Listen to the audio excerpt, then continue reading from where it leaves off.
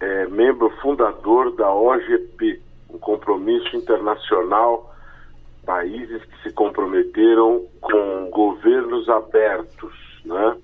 Um pacto internacional que foi criado em 2011, em que o Brasil é um dos signatários, e a partir desse pacto o Brasil se comprometeu perante o mundo em relação a esse conjunto de práticas em que a transparência é uma das referências extremamente importantes. E, tendo em vista que a transparência é um princípio constitucional que consta ali no artigo 37, o princípio da publicidade, nós precisamos dar exemplo como membro fundador da OGP.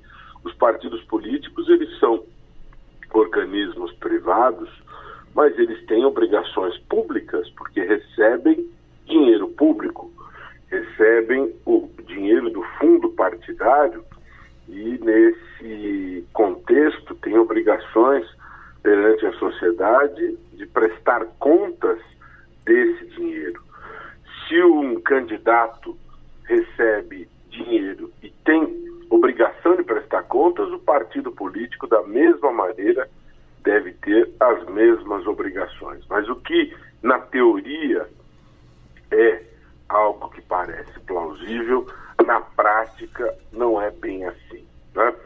A presidência do TSE havia se comprometido até o dia 1º de junho a abrir as contas dos partidos para que a sociedade pudesse fazer a sua fiscalização, cumprir o seu papel cidadão de verificar a contabilidade dos partidos como deve ser, né?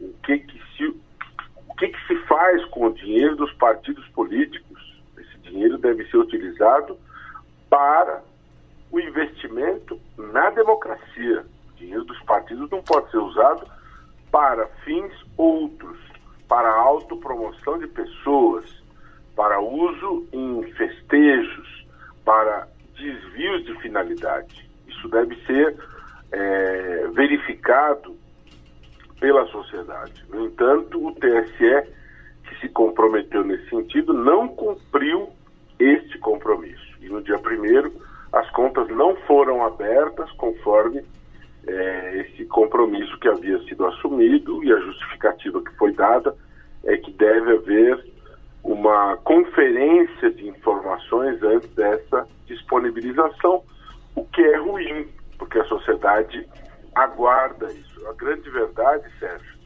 é que nós estamos completando recentemente, acabamos de completar esse ciclo aí de 6 anos de vigência da Lei de Acesso à Informação Pública, né?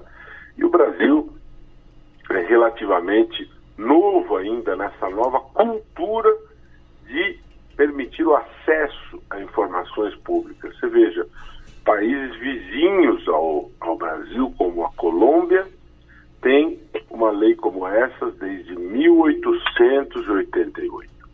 Países como a Suécia, que estão no topo da percepção da corrupção, que estão com a corrupção sob controle, tem uma lei de acesso à informação pública desde 1766. Para nós ainda tudo é muito novo, para nós ainda temos uma montanha muito alta a escalar. E doutor Roberto Liviano, as dificuldades são grandes e teremos ainda que enfrentar muitas dificuldades, e a sociedade tem que pressionar, tem que exigir, porque a transparência, a publicidade é absolutamente essencial quando se fala em combate à corrupção. É necessário que haja essa transparência para que possamos fazer esta verificação, fazer este controle. O dinheiro que é repassado por parte do Estado aos partidos é um dinheiro que tem que ser usado de maneira absolutamente fiscalizável, né? Para se ter uma ideia comparativa, no México existem 350 auditores no sistema de justiça eleitoral fazendo as necessárias verificações. em relação a este dinheiro. No Brasil, há 11. A Justiça Eleitoral ainda está verificando as contas de 2012. Então nós temos um estado de coisas anacrônico, né? E doutor Roberto Liviano, o senhor está me ouvindo? O sistema de justiça eleitoral é anacrônico, né? As coisas são complicadas, os partidos políticos, infelizmente, eles não são transparentes, eles não têm democracia, concedem-se legendas a fichas sujas, são estruturas arcaicas, antiquadas, e é necessário jogar luz. A luz solar é o melhor desinfetante, como já disse uma vez o famoso juiz da Suprema Corte americana, Louis Brandeis. Doutor Roberto Liviano, o senhor e também o doutor Marcelo Issa publicaram um artigo Momento Decisivo para a Transparência Partidária. E ali consta que a Justiça Eleitoral já tentou implantar um sistema eletrônico para a prestação de contas partidárias, mas houve uma forte resistência das siglas e essa inovação acabou sendo engavetada. Estamos nesta mesma situação de 2006 ainda ou não? Veja, as mudanças, Sérgio, elas sofrem resistência, né? Não é fácil você querer implantar estas modificações que permitem à sociedade ter total acesso a estas informações. Esse trabalho que foi feito junto ao TSE para que isso fosse disponibilizado plenamente à sociedade não foi um trabalho fácil, foi uma grande luta, e este acesso pleno aos números das contas dos partidos, ele representa uma grande conquista para a sociedade, né?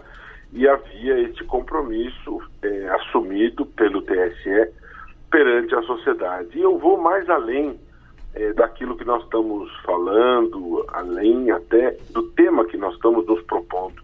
Estamos tendo um grande debate hoje, Sérgio, em relação à questão do voto, sabe?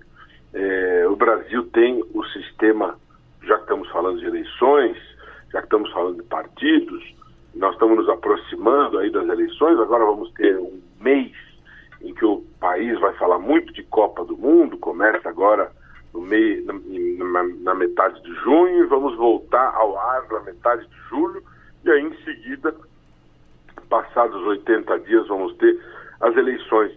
Mas rapidamente, nós temos essa questão aí dos partidos que são os mediadores das eleições. Está se falando muito sobre essa questão do voto, e cada vez mais cresce o número de pessoas que estão insatisfeitas com esse sistema do voto eletrônico. E cada vez mais surgem mais pessoas questionando a lisura desse sistema. Não é a urna em si. A urna eletrônica, ela funciona bem. Ela não é fraudável. A urna em si coleta corretamente o voto. O problema, o risco acontece na hora da transmissão dos dados. Ali é que pode haver o problema, né?